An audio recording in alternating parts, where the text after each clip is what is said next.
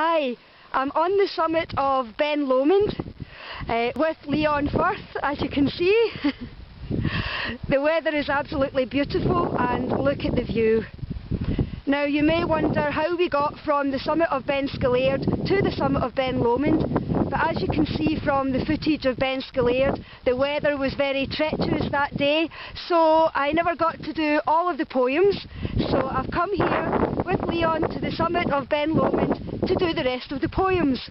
So it's a bog-off offer, as they say, 2 Munros for the price of 1, and the views are just spectacular. This is Loch Lomond with all its islands. Over here we have Rannoch Moor and Glen Coe, and over here we have the Cobblers, and in the distance beyond those misty clouds we have Arran. So I'm going to hand the camera to Leon and begin the poems.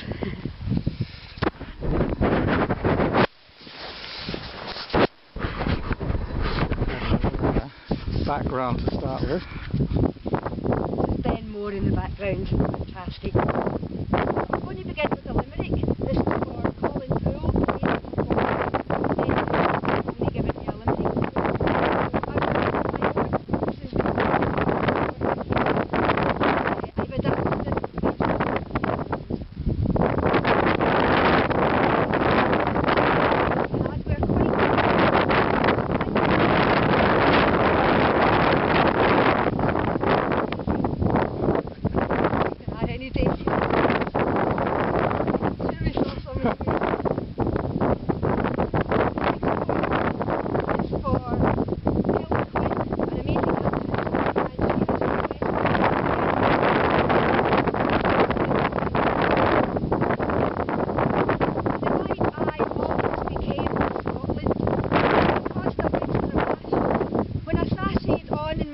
Tweed heather mix one piece and my yet nae skinny my linky. My waist was nipped with the elastic. My powder and pan stick were 3 inches thick. Nails long, blood red and plastic. So my big smile'd come across. I'd larded on lip gloss and my false eyelashes were mink with a sky blue crescent that was pure iridescent when I lowered my eyelids to blink. Well, I wiggled, tapped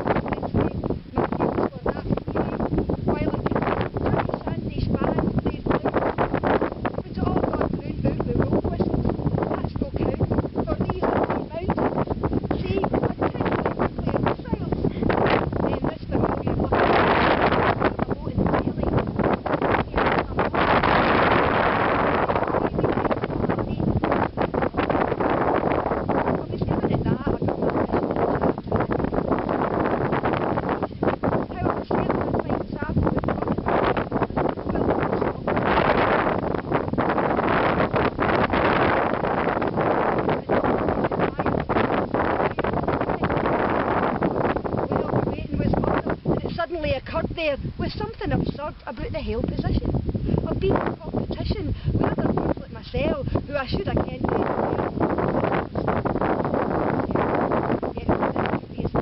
scratched out their eyes and hoped they'd get looks so I'd win. Aye, there was something ridiculous about sooty men with 8 fricklets, one blowing jump, their winks and their noses, one wee baldy their singer was a dead ringer for a cross between a pig and a tartan poke. And a constipated bugly Joe, plus one well-known soak, a member of our sporting fraternity, who was guaranteed his place in eternity as a well-pickled former member of the squad. And the likes of them were acting as being real men, scoring us in a scale of 1 to 10. Compare and contrast, and then at last they'd deign to pronounce and reverse order announce it. Then I would simper, look sweet, and I'd burst out greeting, gasp, the usual story. They fought me down, stick on the mistletoe and crown in glory. Who would you guys like to be a prize? A cake everybody wanted a slice of?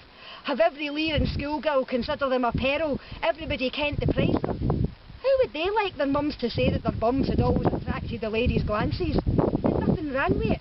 They'd aye got on the land with it and encouraged them to take their chances.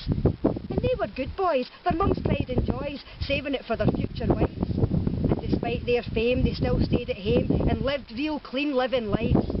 And a blinding flash, I saw as the whole thing was trash, I just saw rid, and here's what I did. Now I'd love to report that I was the sort to speak out and convince the other lassies, pick bones with all the chaperones and single-handedly convert the masses, telling a bacchanalian revenge of the Barbie dolls, crying, all for one and one for all. We advanced to the stage, full of bloodlust and rage, but I cannot tell a lie. The truth is that I just stuck on my head square and snuck away out of there. I know I did it right, it wasn't contrary, and I let it grow back and really rid the feminism.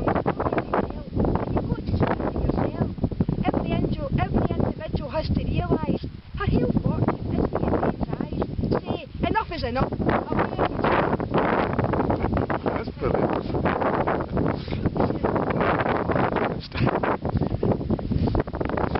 We take one. See if you just go to the other side of that puddle and get part of the loch. That's lovely, isn't it? Loch Lomond going all the way up.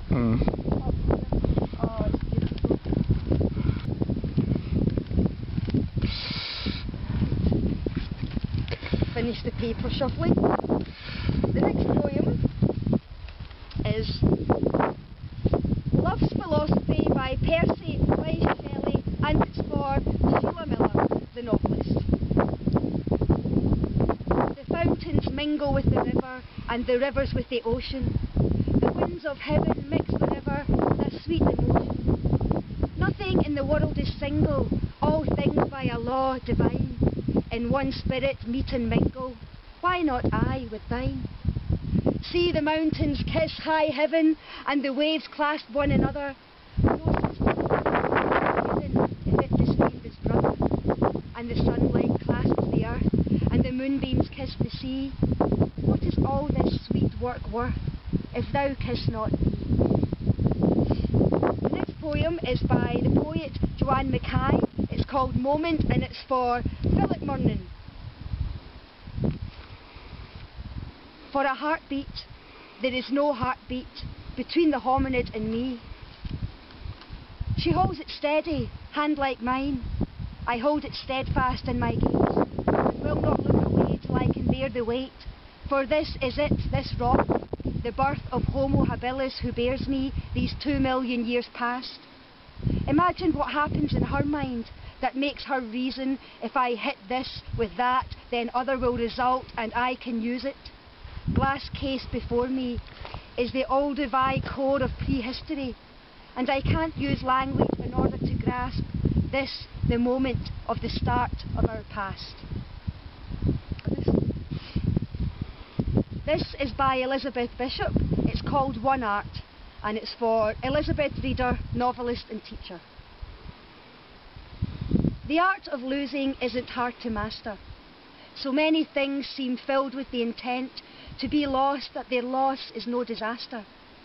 Lose something every day, except the fluster of lost door keys, the hour badly spent. The art of losing isn't hard to master. Then practice losing farther, losing faster, places and names, and where it was you meant to travel. None of these things will bring disaster. I lost my mother's watch, and look, my last or next to last of 3 beloved houses went. The art of losing isn't hard to master. I lost 2 cities, lovely ones, and vaster, some realms I own, 2 rivers, a continent. I miss them. It wasn't a disaster. Even losing a joking voice, a gesture I love, it's not too hard to master. What they look like, write it like